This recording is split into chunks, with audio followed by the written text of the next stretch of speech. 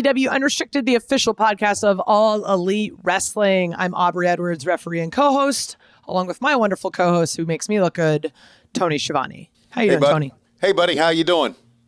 I'm doing great. Better now that you're here. Thanks. Yeah. You know who's also here with us today? Yeah, I do. One of my close personal friends, Mr. Jake Hager. How are you doing, buddy?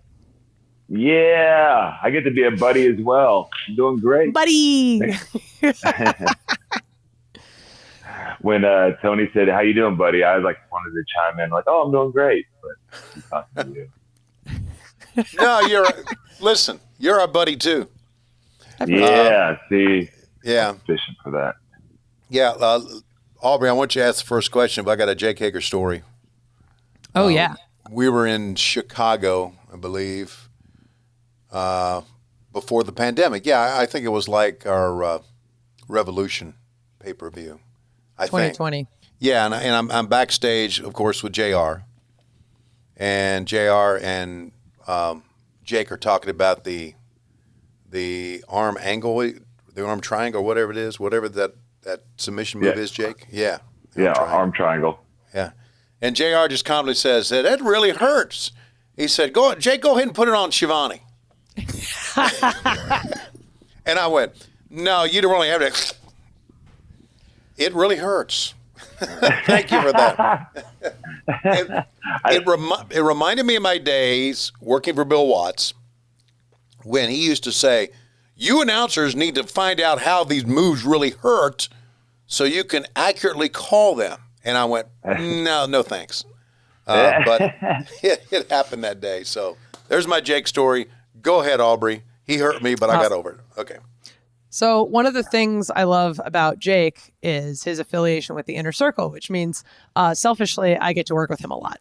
And one of the matches I was very much looking forward to was Full Gear with our Minneapolis street fight versus the American Top Team and Men of the Year Inner Circle, which was one of Dave Meltzer's AEW best AEW matches of 2021. So congratulations. Your wife was involved. With the token. Yep, she was involved.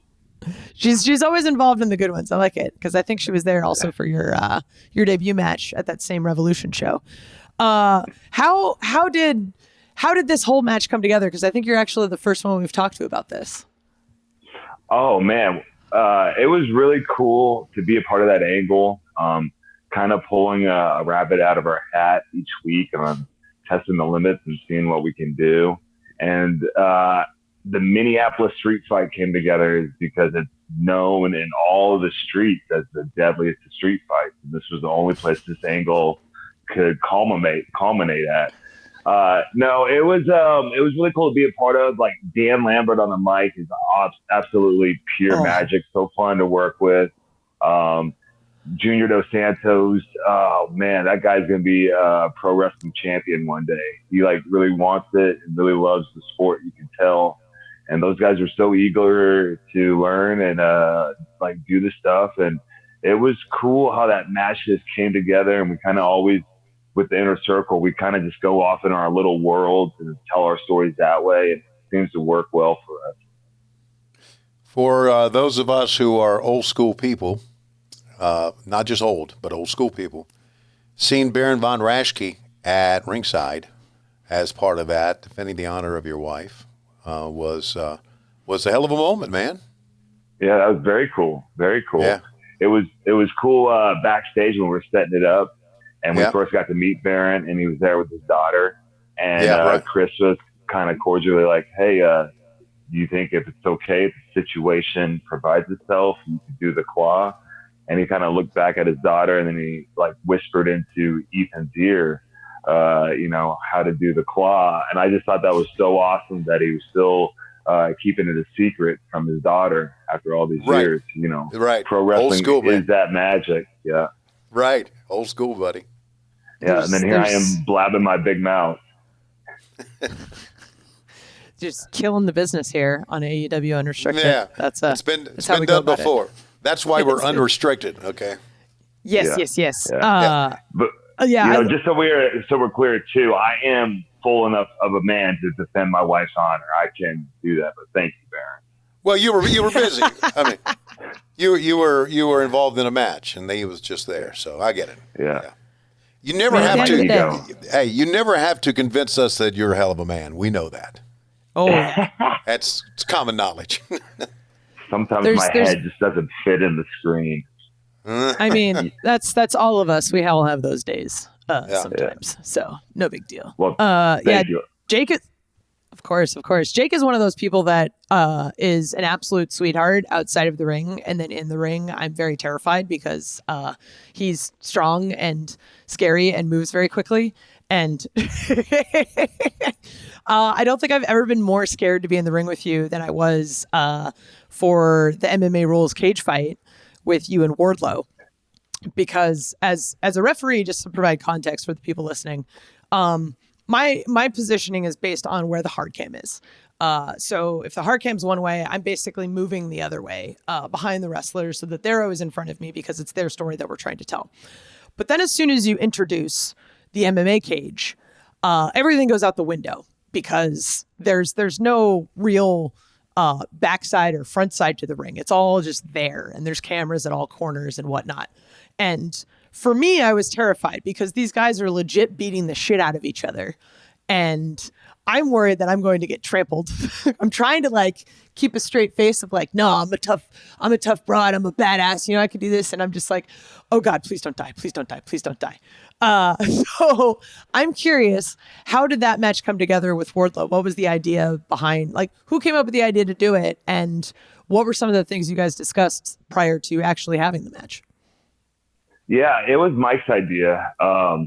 He had that match pitched shortly after our first match that we had, and we were meaning to do it. It's one of those things that was on the docket, but just kept on getting moved back. I think he was sick one time. I think I had a surgery the other time. So it actually kind of came together, and it felt like at a very nice moment, like it was meant to be. And I thought it was so cool that you were in it as a referee, because in a cage fight, the referee has to have the ability to pull the man off the other man and get it to stop. So it's a big credit to your referee ability and what you can do. Yeah, she's an athlete. There's no question about that. And I think we all know my that. life with her hands. Yeah. Yeah. You and Wardlow have had an issue on TV, but you guys really, it's a good fit, isn't it? You and Wardlow. I mean, I just like what you guys have been doing. Yeah, thank you. I think it's one of those things why everyone loves pro wrestling, why pro wrestling is magic is you don't know why, but two people just come across on screen and they have this chemistry together, and it really ignites the fans. And it has from day one with us just staring at each other well, the rest of the inner circle is bigger, and we don't say a word, we just stare at each other. The fans are loving it. One of the other memorable matches that you had at Daly's Place was you and Jon Moxley in the empty arena match. And I believe both of you are undefeated going into that. And there's not a single person in the bowl outside of maybe a cameraman here and there, a couple audio guys that are hidden. But I know one of the issues I had during the pandemic era was making sure that I stayed quiet so that the mics wouldn't pick up things that you don't want to say. I'm curious how you put together a match knowing that you're kind of doing this empty arena, no holds barred style thing. It's a title match, but there's not a single fan around. What's the process, and how is that different than putting together something like a normal match? Yeah, that match is definitely different in the way we put it together and then what we tried to accomplish. You can tell from the beginning of the match, we tried to make it very realistic, try to highlight John's martial arts background as well as highlight mine. And I thought it was cool. Definitely something in the future I would like to continue with pro wrestling. It's very tough to incorporate that in there. One, just the conditioning alone is very hard. But with that match, with no fans in the building, and it was like right at the beginning of the pandemic. So not a whole lot of visual research to rely on. It was cool that I got to go in there with him. I have such a history with Jon, years and years of riding on the road together. And now we have this unique opportunity to punch each other in the face in front of, TV cameras. So, the best part about that to me was it was March 24th, which was my 38th birthday. So I got to wrestle for the World Heavyweight Championship, the AEW World Championship, on my birthday. And so I just got goosebumps saying it. So it was extra special. But with no fans in the building, we kind of just did it in segments. We knew we were going to have the beginning like MMA style, and then we knew we were going to spill out, and we knew we were going to have like this like path around which we were going to travel and then go back into the ring. And then we had the third part with the ending sequence. And with that, Jon didn't want like a traditional bump and feed on his comeback. So we tried to make it a little bit more hectic. I'm sure I was tired after the match. I rolled over outside the ring and almost threw up. That's how long it was. I think it was like 38 minutes we went. Yeah. It was long. Yeah. A memorable night. And you've been involved, we're talking to Jake Hager, by the way, here on Unrestricted, who's been involved in many memorable matches. We talked about the Minneapolis street fight and the MMA rules match and the match with Jon Moxley where no fans were there. But you have also been involved in both Stadium Stampedes, which has now become like a fixture or a trademark of AEW. When you first heard about the cinematic match that we're going to do, Stadium Stampede, what were you thinking? I was like, what is this? And literally it was like the day before where we all come together and like 7 of us were like, what is this? What is this? And we kind of just put it together that day. We, it's one of those great things about AEW. Instead of like fighting you on ideas, they give you resources to make your ideas happen and to do them the right way. So they come across and they're great. And we had lots of resources to play with, and we just came there and we're like, oh, we can kind of do anything we want. Let's, see what we can do. And it was a lot of fun to put together. One of my proudest moments is Stadium Stampede, and always will be. I loved, I feel like, as we're standing around, it was the day before Double or Nothing, we're taping this. We're trying to figure out like, okay, we'll tell this story over here. We'll tell this story over here. And I didn't see it in the moment because I was down on the field doing the part with the Young Bucks and Jericho. But you and Hangman were upstairs in the bar. And there's this great moment where you share a drink before beating the shit out of each other. Classic. And who had that idea? Who proposed it? Oh, man. I think it was Hangman's idea, to go along with his gimmick. And then I kind of got pegged in there. I guess I'm known as a little bit as a, I'm Samantha from Sex and the City. You're a party guy. I guess. You're a party guy. So I kind of got coined into that angle. And because we were all kind of just branching off into our own worlds. And Stadium Stampede 1 was the first time that like Inner Circle has done that, where Jericho had his. And we did that again with Stampede 2. But it was Heyman's idea, and we knew we had a bar up there, and it was so cool. I was so excited about it. I know Jericho said after he saw us film that, like, he knew we had something. The physicality was very real, but then you got the drink. You got the classic bar slide down the bar, which was so hard to do, by the way. I was blowing up after dragging them. Not calling them fat, but that was hard. It was such a fun scene to be in. And then you got broken bottles and broken pool sticks. And that slam that I gave him on the pool table had to hurt. And he didn't sell it at all. He was a champ. He was like, all right, I'm ready to backflip off the bar now. I'm like, you don't want a breather or anything? And that's why he's world champ. That's it.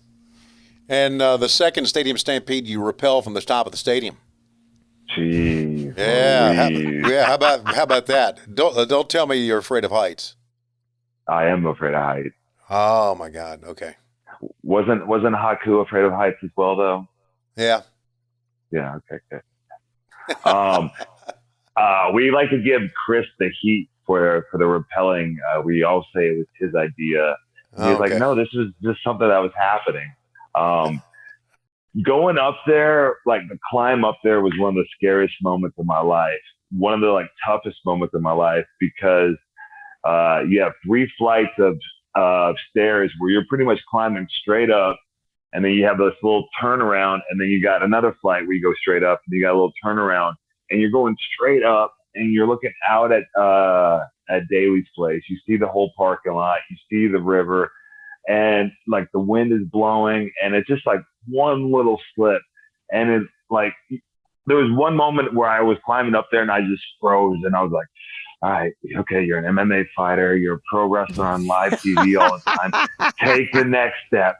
Okay, you made that step. Good job. You didn't fall. It was like last 3 steps were pretty fucking tough. And as soon as we got in there, it was like, yeah.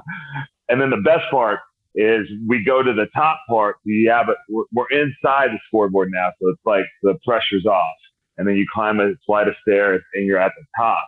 And that you're at the top, you're at the very top, very high up. You have to hook a little belt to walk. And it was either me or Santana had to go first because we wanted the other 3 in the middle. And they were like, all right, who's going to go first? And my big 6'5", 265, I shrunk down. I was like 130 pounds. Santana just looked at me. He's like, all right, I'll go first. And he said it was not surprised at all to hear that. Yeah. Yeah, it was pretty terrifying. And then we had to click a belt, and we had to sit with our legs over the edge, and we had to wait for the shot to be right. And the whole time the belt is pulled tight, so there's no slack in it, so it catches us. And it's definitely something that you cannot forget. But as soon as you get pulled off the edge, it's like a roller coaster ride. It was so much fun. We all wet our pants and acted like big boys. Yeah. I love it. Memorable moment as part of our second Stadium Stampede. All right. Talking with Jake Hager, we'll talk about MMA and his background in that, as well as we continue on Unrestricted. So when I'm traveling, I'm often using unsecure airport Wi-Fi, hotel Wi-Fi, and public Wi-Fi is notorious for being unsecure. There's hackers, they steal your data, and we're all over the place. So using a strong VPN is really important. And NordVPN on my phone, my laptop, my iPad protects me from hackers, gives me huge peace of mind when I'm traveling. One thing with NordVPN, you don't have to worry about internet speed for your better security. And that's what we worry about. If we got a VPN, are we going to slow down? How long is it going to take to download things? But with NordVPN, internet traffic is routed through a secure encrypted tunnel, which protects data and privacy. You can also have NordVPN up to 6 devices. 6 devices, that's pretty cool. So if you're into streaming movies like I am, or a game is available in your country like Aubrey's gaming would be, then NordVPN is the way to go. That's right. You can sign up now and take advantage of the Cyber Month deal. Go to nordvpn.com/AEW or use the code AEW to get 73% off. Wow, amazing deal. Off your NordVPN plan plus a bonus gift. Yeah, it's equivalent to buying a cup of coffee every month, a small price to pay for premium security, cybersecurity, and access to vast amounts of entertaining content. There's a 30-day money-back guarantee at NordVPN is not there for you. Absolutely no risk. So sign up today at nordvpn.com/AEW or use AEW to get that promo code AEW to get up to 73% off your NordVPN plan. That's nordvpn.com/AEW or the promo code AEW to get up to 73% off. This is AEW Unrestricted. Tony and Aubrey here with the wonderful and amazing Jake Hager. We talked about super memorable matches because he's been involved in so many of them in his time at AEW. And actually, before we get into the MMA stuff, we haven't actually talked about how you came into AEW. Debut at the first episode of Dynamite in Washington, D.C., immediately joined the Inner Circle. Who talked to you about joining AEW, and when did you know you were going to be a part of Chris's faction? It was August of 2019 when the ink was dry on the contract. So it was during that summer. And what happened was Chris was training with my head coach, Josh Rafferty, the man, Josh Rafferty. One good training, Josh Rafferty is the head coach of my camp, all my camps. Chris was getting great training from him. I think they did like a video package on Chris getting ready for his match at the Double or Nothing. Right. Yep. With the Judas Effect debut. And through that, like my training for MMA match, I had one in May. So like we were like coming in, like running into each other all the time. And even though we lived 10 minutes apart, we were like, hey, there you are, 3 years later type deal. We started talking and, we told him that we were, what we were doing. We got into MMA and be a bigger star in pro wrestling, amongst other things. And he really, liked that and dug what we were doing. Chris and I go way back. And I told him I had like reached out. I don't remember who, but I'd reached out, saying, hey, are you guys interested? And I hadn't heard anything. Everybody wants to work for AEW. Woo! And then Chris kind of realized that I think what happened was Gallows and Anderson possibly were going to be in an inner circle, but they re-signed. And so then I got bumped up, or I came into the picture. However you want to phrase it, Chris told Tony he wanted me for the job, and the rest was history. Tony made sure I wasn't a scumbag. He had a couple phone calls with me, and then I got to be elite. So it was very great. I'm so glad that I got to be a part of the groundwork, the beginning team at AEW. Very proud of that. We're talking with Jake Hager. Let's talk just a little bit about, you said you hope to have 2 fights for Bellator in 2022. And recently, John Jones tweeted a potential MMA fight with you. What can you say about that? Anything? Yeah, absolutely. So he reached out to Josh Rafferty again and wanted to do a wrestling and submission match in New Jersey on December 9th. As an Oklahoma country boy who's wrestling since he was 4 years old, it hits me right in my wheelhouse. I'm like, yeah, you're the greatest of all time, but you're not going to take me down. So I was very excited about it. It seemed like it was going to go down. He jumped the gun early on tweeting it out before we had any details. As far as I know, it's still in the works.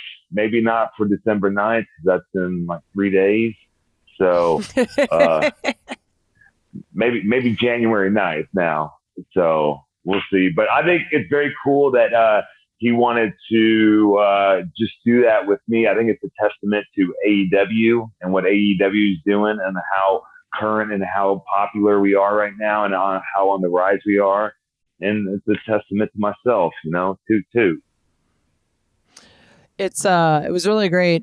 Like we had mentioned this a little bit earlier in the first segment, but like working with Junior DeSantos in the first match you guys had with the American Top Team in Miami, and just seeing like his appreciation for wrestling, and like the dude looked like a kid in a candy store every time he got up from a bump. He's like, this is the greatest thing in the world. And I love that there's that crossover with wrestling and whatnot. I want to know how your MMA training impacts your wrestling in any way. Yeah, absolutely. So I had like 0 MMA training while I was at WWE. And that was my pro wrestling just based on my college wrestling, which I base most of my stuff on how I do amateur wrestling. And since I had the 3 years of MMA training, the 4 fights, it definitely affects my pro wrestling now. I just see more things that to make it more realistic. I really like to do like a knee on belly. Like if you get on top of somebody, what would you really do? You're going to pick them up? No, put your knee on them and hit them right in the face.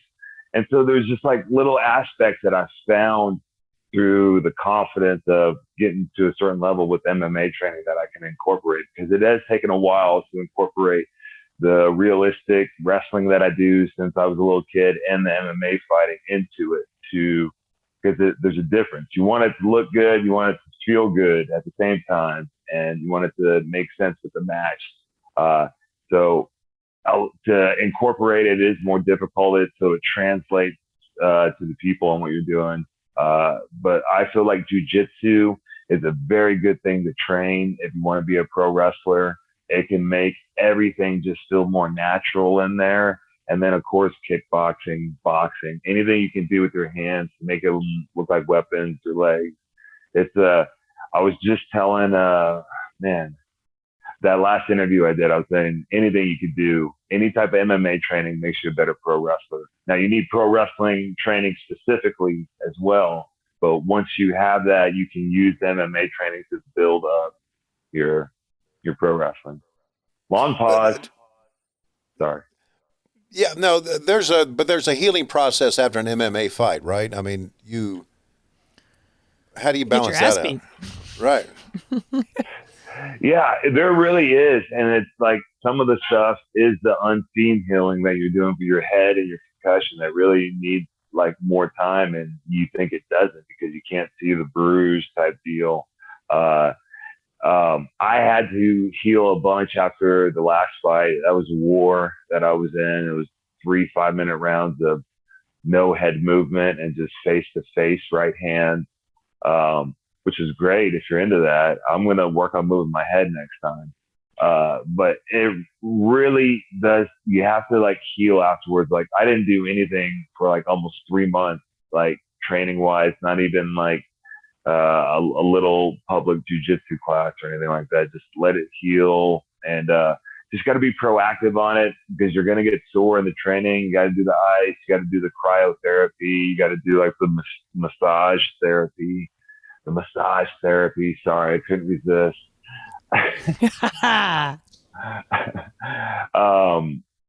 But I think now more than ever, medical science, sports medicine is at its peak. It's at an age where you don't have to cheat and you can just do it the right way and you can take care of your body.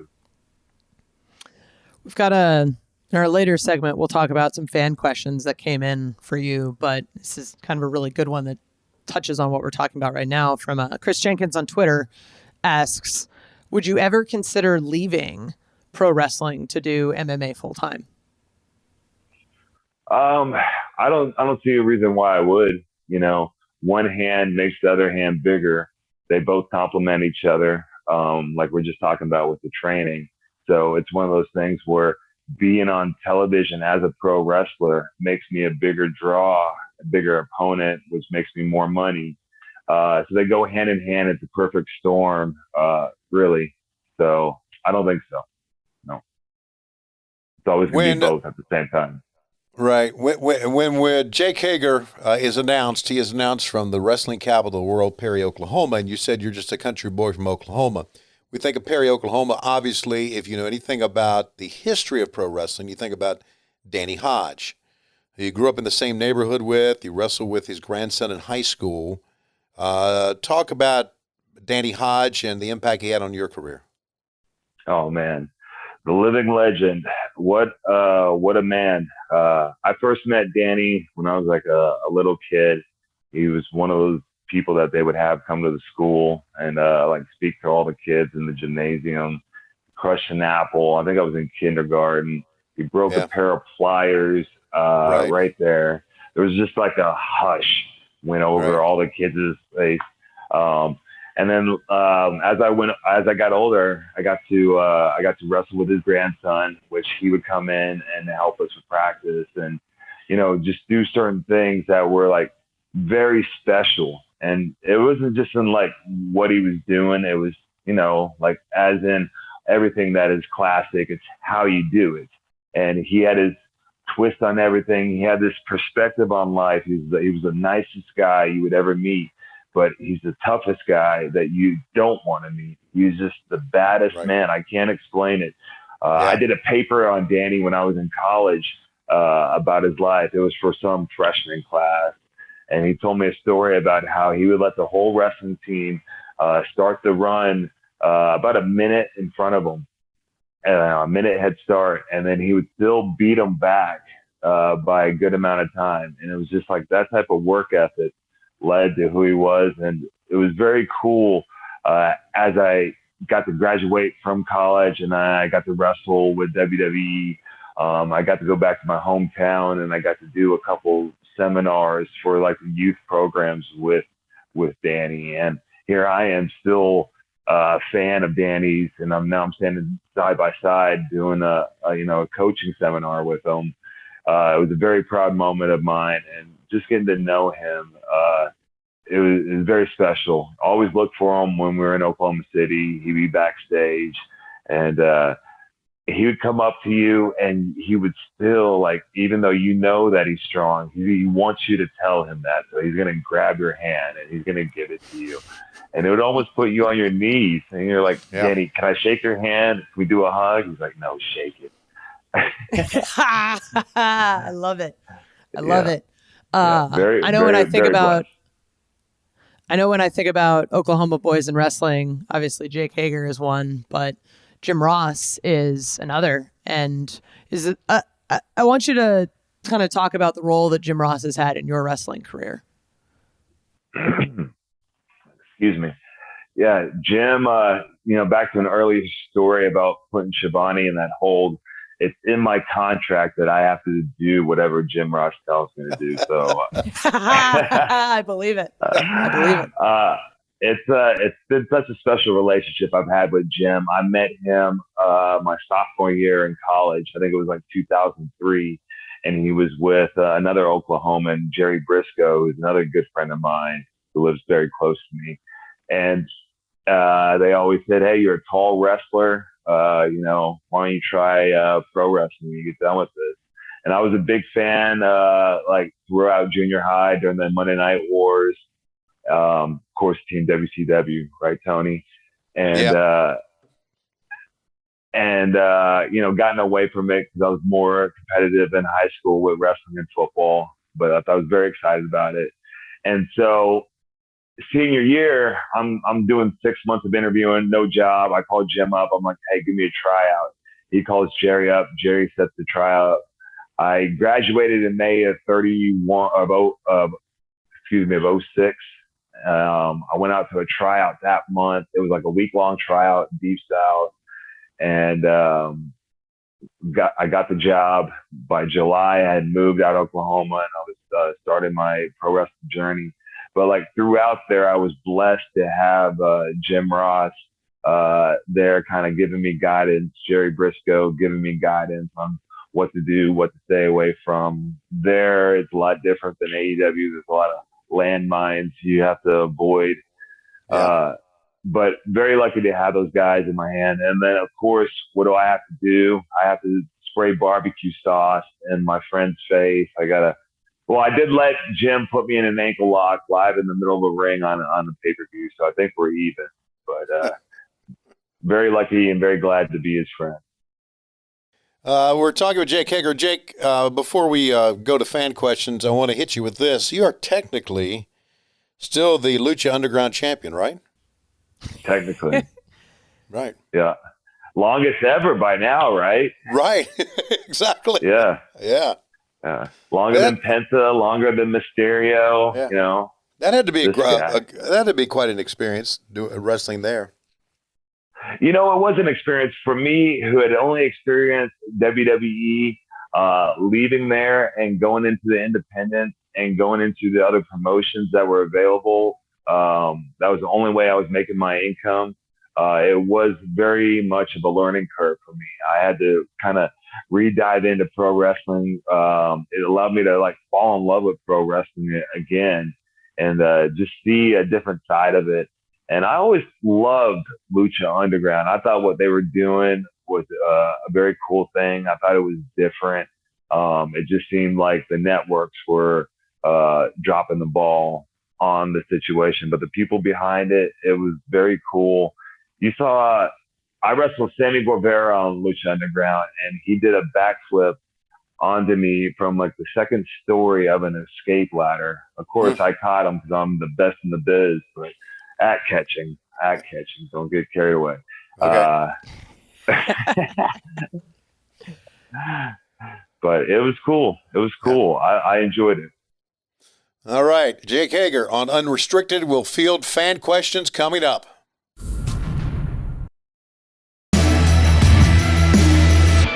AEW Unrestricted continues with Jake Hager from the wrestling capital of the world, Perry, Oklahoma, who we found out can catch people better than anyone in pro wrestling. I believe it.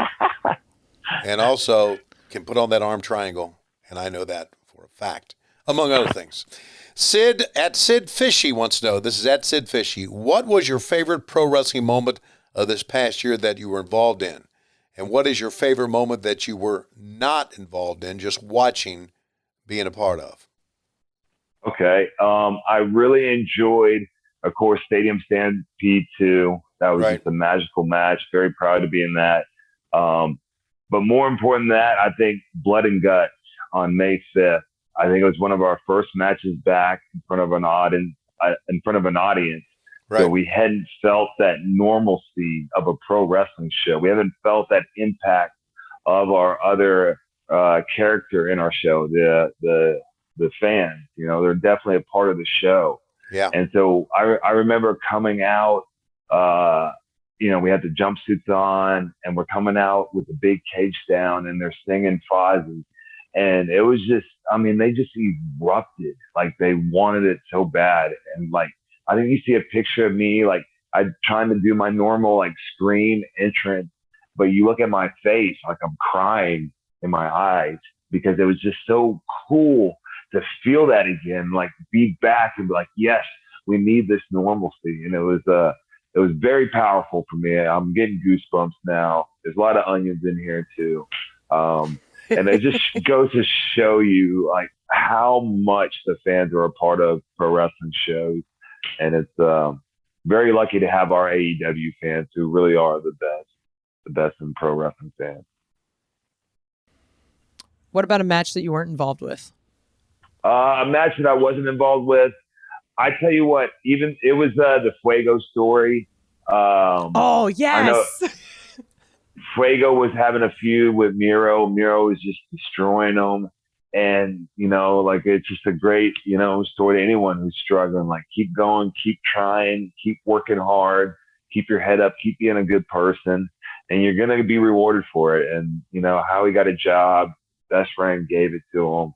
That was so cool. It was just like one of those moments where you're like, this is a great company that we work for. Like, that made a moment like this that didn't have to happen at all. And because of the great people that lead it, it did. It was very cool. I love that moment. I don't think many of us knew what was going to happen.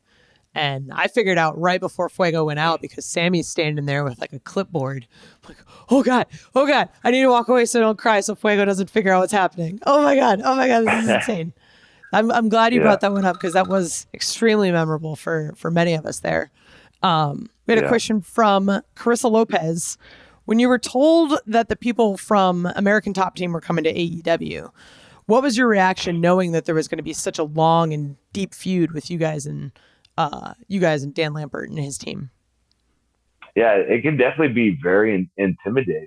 You don't know like what's coming in. You don't know who's coming in. You don't know how much they know of our industry. And you don't know how excited they are to be there. These are people that go in a cage and fight for a living and have for a very long time. So they're good at it. They're like one of the best. Yeah, it can be. I remember that first meeting, I was trying to make a joke and I was kind of nervous. I was trying to think of something. And then I was walking up to the meeting and Andre Arblosky and I had the same shirt on. And I was like, perfect. I was like, we just became best friends. And he goes, oh, brothers, and so it just set it off from there that we were on a good pace and everything was cool. But I was very excited to work with him, teaching JDS some pro wrestling stuff. I was definitely marking out for that because we're doing some jiu-jitsu. I was like, I'm rolling with JDS right now. No big deal. Cool. Yeah, let me show you my counter. So I thought it was great. And Dan, every time he touched the mic, it was awesome. He did a take where he did 3 different promos backstage, and he shortened them up each time and changed up the promo each time. And then it was one take fire, one hit wonder. And it was just great. Each one was different and beautiful. And I remember sitting back there and being like, holy cow, okay, this guy, of course, you could tell that he loves pro wrestling, but he's also a great speaker. Animesh Das, that's Animesh Dash, wants to know, did you ever have to justify or defend pro wrestling to your MMA peers? Do they care, or is it just a clash that's been built up by the fans? I never had to justify pro wrestling. I think this day and age, pro wrestling speaks for itself. It is bigger than I think it was in the 1980s. The internet has exploded it. It's a household name. It's no longer something that you had to hide in the closet and like say, I don't watch pro wrestling. Everybody watches pro wrestling. And right. More importantly than that, everybody wants to be a pro wrestler. You look at how they sell MMA angles. You think that how they sell NFL or NBA angles. It's all pro wrestling tactics. They all use the same heel and babyface tactics. Right. It just makes me laugh because everybody wants to be a pro wrestler. Yeah, very well said. Very well said. Yeah. Whether or not they admit it, it's absolutely true. Right. The question from Keith Lawrence Murphy: what was the hardest thing you had to give up or sacrifice to become a professional wrestler? The biggest thing you sacrifice is your time at home. I always say that you don't have to pay me for the wrestling. The wrestling I'll do for free. You got to pay me for the travel, and that's it is a large part of the job.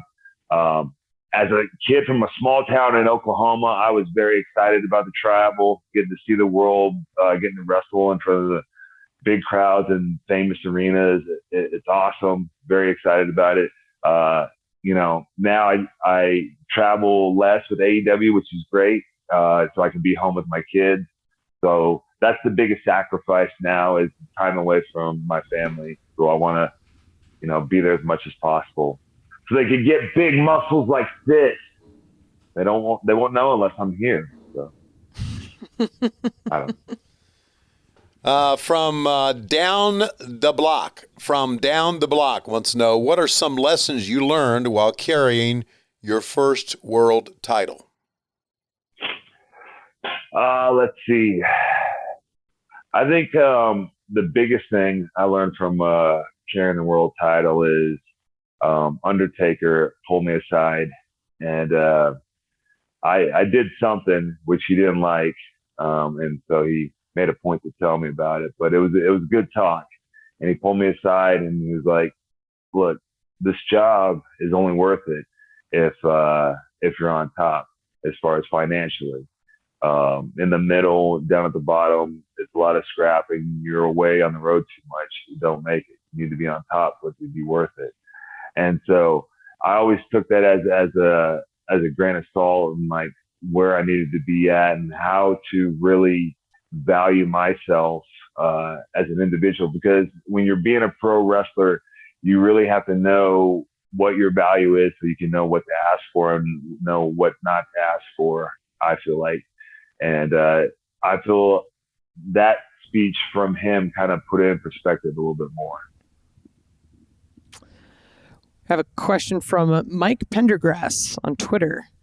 I love when you guys were first introduced as Sammy Hager, you and Sammy Guevara when you're teaming together. And the two of you have great chemistry. So Mike wants to know, besides Sammy Guevara, who's your favorite tag partner? Chris Jericho. Yeah. I get to come out to the Thai Arena singing his song. He's the best at putting matches together, making every little thing have its moment, and just do it the right way. So just I'm a little bird on his shoulder, like writing everything down. Ishmael Carmichael wants to know, what does Jake Hager like to do on your off time? Well, I live in Florida, so I like to go to the beach a lot with the kids. And when the kids don't want to go to the beach, me and Catalina like to go shoot guns, shoot rifles, shoot handguns, shoot shotguns, targets. Really like to prepare for the zombie apocalypse. It's inevitable. It's inevitable. Yeah. It's not dark at all. It's just being prepared. I'm with you, man. A lot of people identify with that. They really do. Yeah. It's really cool though, because like 5 months ago, Catalina was scared of a rifle, and now she's a better shot with a rifle than I am. And she's leaving me in the dust. I can't catch her now. It's like I taught you too much. They always say that women are better shots than men. Have you heard that before? Mm-hmm. I've often heard that. Yeah. Once I had a. No, go ahead. Oh, I was going to say, once I had a daughter, I knew that women were smarter than that. I will agree with all of this, by the way. And just a general note, I wanna say, this isn't to get on her good side, but your wife is pretty badass, and I'm not sure which one of you is more badass. And I think Catalina has like a slight edge a little bit. So, sorry, buddy. Yeah, I think that's why I married her, because I love competition. Besides her being beautiful, I married her for this like competition that she always drives me. She's always better than me at stuff, so it always pushes me and like never really lets me rest. Because if I don't have something to drive me, if I don't have a goal to work forward, you just get stuck in lulls. It's not good. So I like to keep moving. I definitely would like to work with her more on AEW. Because I think she could definitely help me elevate to another level on there wrestling wise. She's beautiful. She can talk. I think she could be the next Miss Elizabeth. So we just walk around the house and I carry her on my shoulder practicing. We're getting ready. Ooh. I love it. Gotta always be prepared. I got a question from Cloudy on Twitter. Which athlete outside of wrestling inspires you? Let's see here. Right now, I live in Tampa Bay, so everybody's inspired by Tom Brady. It's cool to see the level that he's competing at the age he is, and his training regimen, and really putting the light on some of like the stuff, the way you can live properly and extend your career. I also am a big fan of our United States military. Ex-Navy SEALs are really cool. Guys like Cameron Haynes, Mike Glover, David Goggins. He wrote a best-selling book called Can't Hurt Me. I read it during my first fight camp. It's a really good book. It talks about his life, but then more it just goes into the mindset you have and how it's all perspective. So it's really cool. Check it out. And Dark Order number 69 wants to know, do you still get nervous before a fight or a match? What's funny is I don't get nervous for fights because it's like so many months of training and I get unleashed. And every time I go in there, I may be a sick individual. I have a smile on my face because I finally get to go 100% and, have the months and months unleashed on this guy. I get nervous for wrestling, of course. Everybody at AEW really raises the bar. And so there's certain times you go out there and you have a little anxiety. And the moment that you go through the curtain, it all goes away. But building up to it is always the worst part. And so there are moments where you still get nervous. Last question we got from Earl Lovings. Speaking of which, AEW wrestlers all raising the bar. Who are some of the wrestlers in AEW that you haven't had a match with yet that you really want to? Oh, man, so many guys. It's really cool to see Ray Phoenix and Penta. Those guys are just like, I'm like, what? How can they do that? And every time they do a springboard or they go up in the corner, it kind of looks like they're going to fall, and then they land perfectly. So it's really cool to watch those guys. I want to get a tag partner and get in there with those guys. It's really cool to see Sammy do his thing. Even though I don't like the guy, MJF, you can't deny his ability. Darby Allin is just something else. Everything he does is different. So it's always got to must-see TV with him. It's really cool. Orange Cassidy. One of my I can't favorite wait promos. for that. one of my favorite promos is Chucky way back when. He's like, no, he's gonna try. Like he made not trying a gimmick. I don't get it. This is awesome. That is, isn't it? Yeah. That blows my mind when you sit down and you think about it. Not trying, making that a gimmick is like, whoa. Well, Jake, we know you always try, buddy, because you always give us great matches, and we appreciate your time today. Hey, thank you so much, guys. I really appreciate you having me on here, talk about myself. You guys smell amazing, by the way. Thank you. You're talking to. Go ahead. Well, you can follow Jake on Instagram and Twitter at @RealJakeHager. Be sure to listen to this podcast. New episodes drop every Thursday, where you can listen to the soothing sounds of Tony Schiavone and myself. Less soothing, but equally great, I guess. But every Thursday, there's new episodes, and YouTube versions come out on Mondays. Just search AEW Unrestricted. What else we got going on, Tony? Elevation on Monday nights on our YouTube channel. Dark on Tuesday nights. Wednesday, live on TNT. It's AEW Dynamite, of course. In January, moves over to TBS. As Aubrey said, Thursdays are covered with AEW Unrestricted. And then Rampage on TNT, Friday nights, 10 o'clock, 9 Eastern. So we got all the days of the week covered for your AEW fix. That's right. This is Aubrey Edwards and Tony Schiavone with Jake Hager signing off. Thanks for listening, everybody.